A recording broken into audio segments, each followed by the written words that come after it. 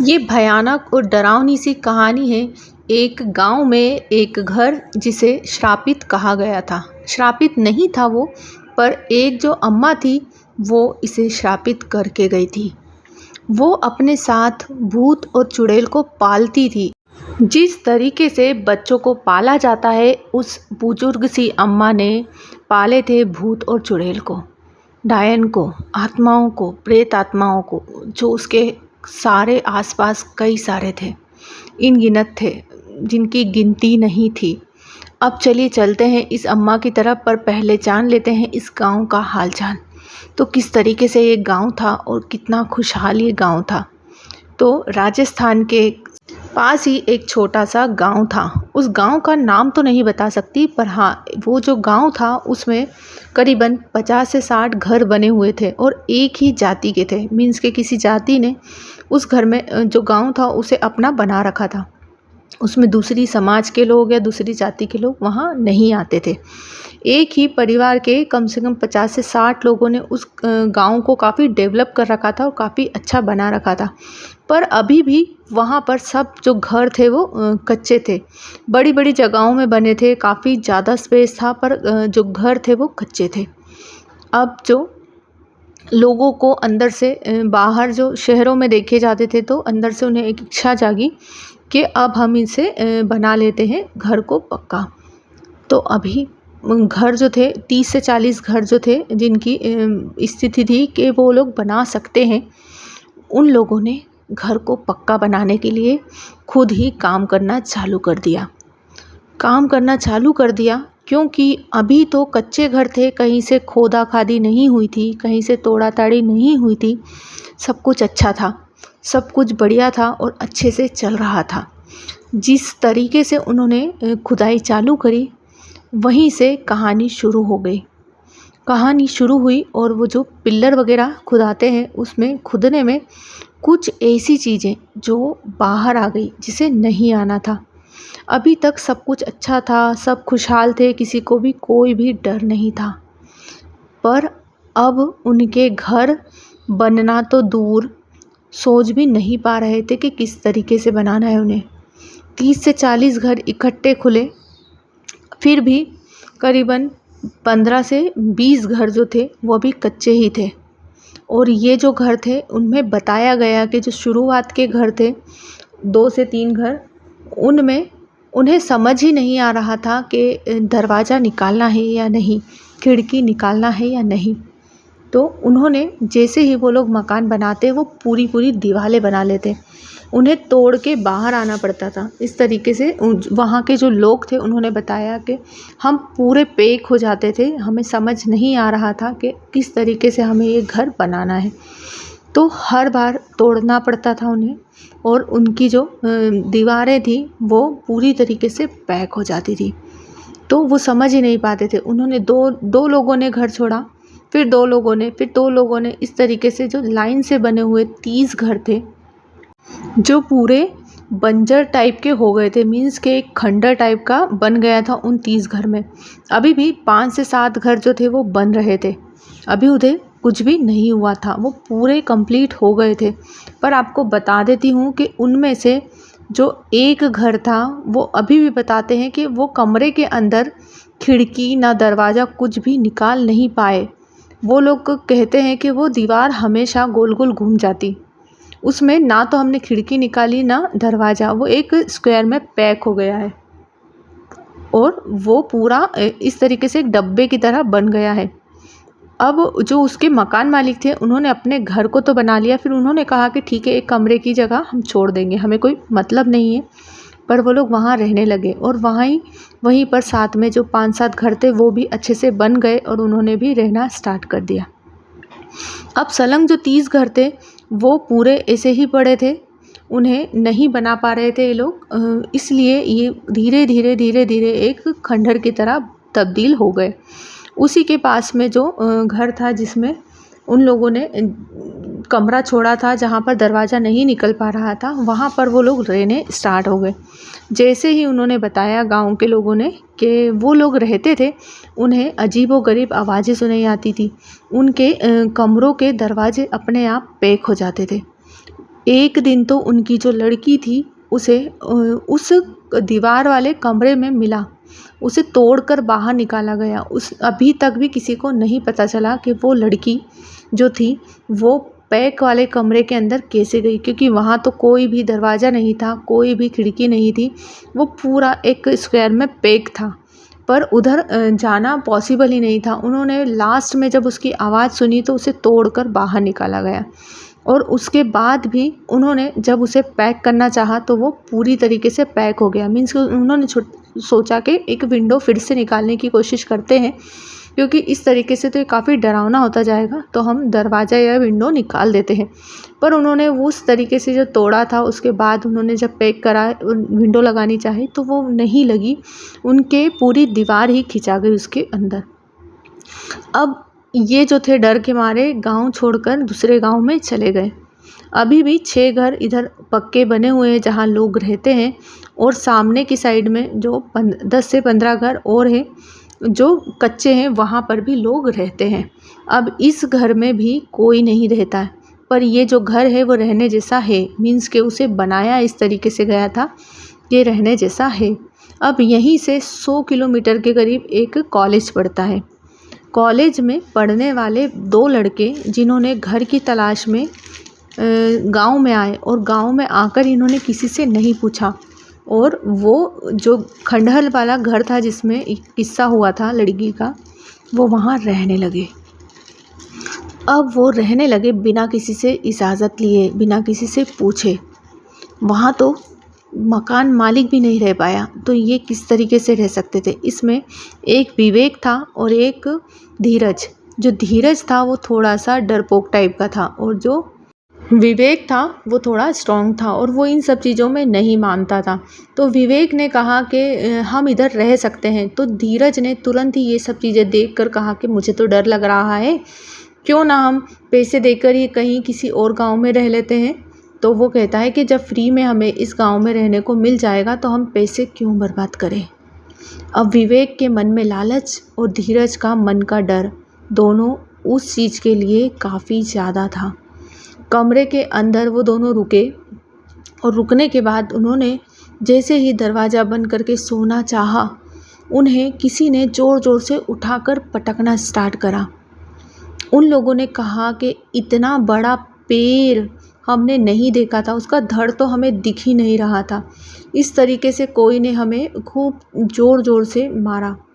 अब जो विवेक था वो विवेक सो रहा था, पर धीरज के ऊपर ये सब चीज़ें दिख रही थी। धीमी धीमी सी आवाज़ में उसे कोई उस स्क्वायर वाले जो घर था जिसमें ना खिड़की ना दरवाज़ा, वहाँ कोई बुला रहा था। तो धीरज धीरे धीरे उस दीवार पर चिपका हुआ जा रहा था। एकदम विवेक की जो नींद खुलती है तो विवेक कहता है कि तुम क्या कर रहे हो ये। तो धीरज कहता है कि पता नहीं, मुझे ऐसा लग रहा है इस दरवाजे के, इस दीवार के पीछे कुछ दरवाज़ा है जो मुझे खोलकर अंदर जाना है। तो कहता है यहाँ तो कुछ भी नहीं है, तुम उल्टी उल्टी बातें मत करो, यहाँ से किसी और का घर लगता है, शायद यहाँ कोई दरवाज़ा या खिड़की नहीं है, तुम ऐसा कुछ नहीं करोगे।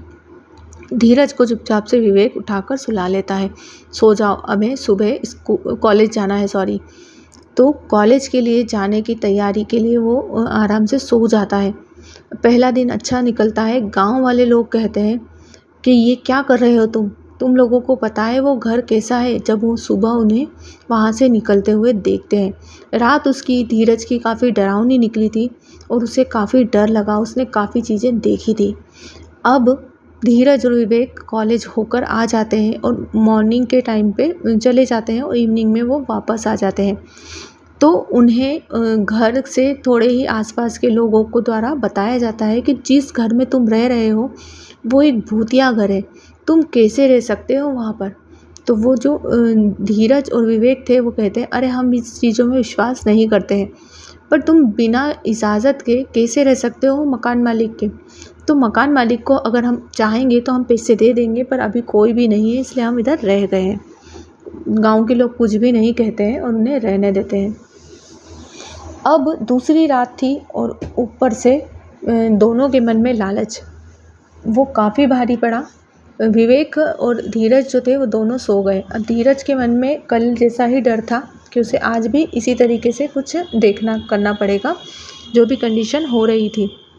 अब विवेक आराम से सो गया।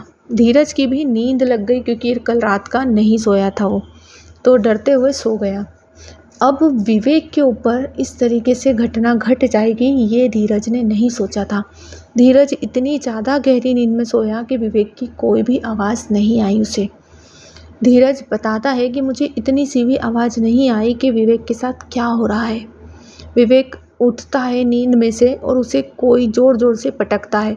वो चिल्लाता है कि मुझे क्या कर रहे हो, कोई तो छोड़ो, मुझे क्या हो रहा है, मुझे कुछ समझ नहीं आ रहा है। और वो दीवार से जाके चिपक जाता है। दीवार से विवेक जो रहता है वो बताता है कि मैं जाकर दीवार से चिपक गया और मुझे लग रहा है कि यहाँ गेट है। वो गेट खोल के मैंने अंदर चला गया। उसके बाद उस दीवार से मैं सुबह तक बाहर नहीं आ पाया, पर मुझे एक परछाई इतनी ज़्यादा डरावनी दिखी कि मैं उसके बाद से बेहोश हो गया था। उसके कई घंटों बाद मैंने जब होश में आया, जब मैंने चिल्लाना स्टार्ट करा था, तो उसके अंदर उसे एक ऐसी परछाई दिखी जिसके काफ़ी ज़्यादा लंबे लंबे पैर थे और अजीब सी डरावनी सी शक्ल थी जिसे वो दीवार के भी ऊपर तक देख रहा था। इतनी लंबी शक्ल की एक डरावनी सी परछाई उसे देखकर जो विवेक बेहोश हुआ था, उसके 3 से 4 घंटे बाद वो होश में आया। फिर उसने स्टार्ट करा चिल्लाना, तो उसकी नींद खुली। जो धीरज था, धीरज ने नींद खुलने के बाद कहा कि भाई की आवाज़ तो आ रही है विवेक की, पर कहाँ है, मुझे कुछ समझ नहीं आ रहा। तो उसके जो पड़ोसी थे उनके पास जाता है और उनसे कहता है कि हमें यहाँ पर काफ़ी डरावनी डरावनी सी चीज़ें दिखी है, तो आप हमारे दोस्त की मदद कर सकते हो, वो पिछले वाले घर में है। तो वो कहते हैं यहाँ तो कोई पिछला घर है ही नहीं, यही घर है। नहीं, इसके पीछे दीवार के पीछे भी एक घर है जहाँ से हमें अजीब सी चिल्लाने की आवाज़ें आती थी, बात करने की आवाज़ें आती थी। इधर कोई घर नहीं है, ये पूरा पैक एक स्क्वायर डब्बा जिसे मकान मालिक ने छोड़ दिया था। तो मेरा दोस्त तो अंदर ही है, वहाँ से आवाज़ें आ रही हैं। फिर जो गांव के लोग रहते हैं, काफ़ी जानकार जो थे, वो उसे वहाँ से छुड़ा कर लाते हैं, उस दीवार को तोड़ कर लाते हैं और लाकर एक सामने एक पंडित रहते हैं। वो काफ़ी अच्छे हैं, मीन्स के जो थोड़ी ही दूरी पे हैं, और वो हनुमान चालीसा का पाठ करते हैं। सभी चीज़ों में वो हनुमान जी का काफ़ी पाठ करते हैं। उनके घर पे लाया जाता है इन दोनों को। अब भीड़ लगती है कि ऐसा तुमने उस घर में क्या देखा, जानकारी के लिए, क्योंकि भूत की कहानियाँ सुनना सभी को पसंद है और वो हकीकत में होती है जब ज़्यादा ही पसंद आती है। तो लोगों की भीड़ लग गई। भीड़ में धीरज और विवेक जो थे दोनों, उन्हें स्टोरी बताने लगते हैं। बताते बताते एक अम्मा लंगड़ाती हुई आती है। लंगड़ाती हुई अम्मा आती है और कहती है, तुम दोनों लड़कों ने जो गलतियाँ की है, अगर तुमने माफ़ी नहीं मांगी हमारे से तो तुम्हें मैं छोड़ूंगी नहीं। तो वो विवेक कहता है, ये अम्मा कौन है और इस तरीके से हमसे बात क्यों कर रही है, हमने कोई गलती नहीं करी जो इन अम्मा से माफ़ी मांगेंगे। तो जो पंडित रहता है वो कहता है, बेटा मांग लो माफ़ी, ये तुम्हें नहीं छोड़ेगी, क्योंकि इसके पास काफ़ी ज़्यादा डरावनी चीज़ें हैं, तुम अभी इन्हें नहीं जानते हो। दोनों कॉलेज के बच्चे थे, थोड़े अकड़ू थे, तो धीरज ने तो माफ़ी मांग ली पर विवेक ने नहीं मांगी। विवेक कहता है, कुछ भी हो जाए मैं इस बुढ़िया से माफ़ी नहीं मांगूंगा। अब इसकी अकड़ में वो कहता है, और जैसे ही वो पलटती है और पलट के कहती, तुम इसका भुगतान बहुत जल्दी भुगतोगे। वो जो विवेक था वो धीरे धीरे हर एक घंटे में बीमार होता गया। उसने 24 घंटे में इस तरीके की कंडीशन हो गई कि उस पंडित जी के घर पर ही वो पलंग से उठ नहीं पा रहा था। वो बता रहा था कि जब वो अम्मा पलट के गई तो उसके साथ मुझे कई सारी अजीब सी हवाएं, मीन्स के परछाइयाँ उसके पीछे से दिखी, मुझे आगे से दिखी, पीछे से दिखी, चलते हुए दिखी, और वो लंगड़ाती हुई एक पेड़ के पास जाकर बैठ गई। अब विवेक को जो हनुमान जी का पाठ करने वाले पंडित जी थे, उन्होंने हनुमान जी का पाठ करा और उसे थोड़ा सही करा। धीरे धीरे उसे ठीक करते गए। बाकी वो जो अम्मा थी उसकी शक्ति इतनी ज़्यादा थी कि उसके आगे कोई भी नहीं हो पा रहा था, टिक नहीं पा रहा था। हनुमान जी तो एक चुटकी में उसे सही कर सकते थे, पर हनुमान जी को अभी विवेक ने याद नहीं करा था। केवल पंडित जी ही उन्हें याद कर रहे थे, और अगर विवेक उन्हें एक शब्द भी मुंह से हनुमान जी का निकाल लेता तो शायद वो बच जाता उस अम्मा के शिकार होने से। पर अभी तक उसने हनुमान जी का नाम नहीं लिया था। अब उस अम्मा को ओटले पे देख कर उस अम्मा ने बताया कि 24 घंटे में अगर तू मेरे पास पैर में गिरता हुआ नहीं दिखा गांव वालों को, तो मुझे इस गांव से निकाल देना। 24 घंटे हुए, वो इस तरीके से कंडीशन में आ गया कि उसे हर खिड़की में उस अम्मा की शक्ल दिखती। उसने बताया कि उस अम्मा के साथ मुझे कई सारे भूत प्रेत साक्षात दिखते, पीछे से आत्माएं दिखती, उसकी परछाइयाँ दिखती, डरावनी डरावनी शक्लें दिखती। वो इसे घबराने लगा कि उसने जब दौड़ लगाकर उस अम्मा के पास 24 घंटे में आकर माफ़ी मांगी। अम्मा ने कहा, माफ़ी तो तूने मांग ली है, पर अब कभी भी उस घर की तरफ देख मत लेना। मेरे भूत और प्रेत वहाँ रहते हैं, मेरा डेरा है, मैं उन्हें उनके घर में संभाल कर रखती हूँ, तू होता कौन है? तो उसने बताया कि जब ये सारे मैंने अंदर कैद कर रखे थे, इन लोगों ने जो घर बनाए उसमें खुदाई करी, उसके बाद से ये सारे अब मेरे साथ रहते हैं।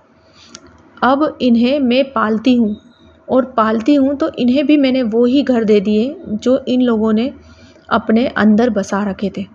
मीन्स के अंदर थे वो लोग ज़मीन के, जब तक बाहर नहीं आए थे। जैसे ही खुदाई हुई ये सब बाहर आके उस अम्मा के पास आ गए। वो अम्मा तांत्रिक थी और इस तरीके से उन लोगों को संभाल के रखती थी। अब उसने बताया कि जो घर तुम रह रहे थे उसमें भी उन्हीं का वास था, और जो 30 घर लोग छोड़ के चले गए वहाँ पर भी भूत और प्रेत मैंने छोड़ रखे थे। तो किसी का भी बस नहीं था, और अब अगर ये लोग नाटक करेंगे गांव वाले तो इनके पास भी मैं मेरे भूतों को भेज दूँगी। तो इस तरीके से उस अम्मा ने कई सालों तक उधर राज करा उस गांव में, और उसकी मृत्यु के बाद, जब मृत्यु हुई उसके बाद से वो गांव आज़ाद हुआ था। आज भी वहाँ पर कोई रहता नहीं है, पर अभी तक कुछ ऐसी चीज़ें नहीं दिखी, क्योंकि धीरे धीरे उस गांव से लोगों ने बाहर निकलना शुरू कर दिया और अब वहाँ कोई नहीं रहता। उस अम्मा के भी मरने के बाद वो गांव जो था पूरा खंडहर में बदल गया, पर आज भी वहाँ पर ऐसा कुछ भी नज़र नहीं आता। तो वीडियो कैसी लगी मुझे कमेंट्स बॉक्स में ज़रूर बताएं, और प्लीज़ सब्सक्राइब ज़रूर कर दीजिए, लाइक और शेयर करना ना भूलिए। Thanks for watching.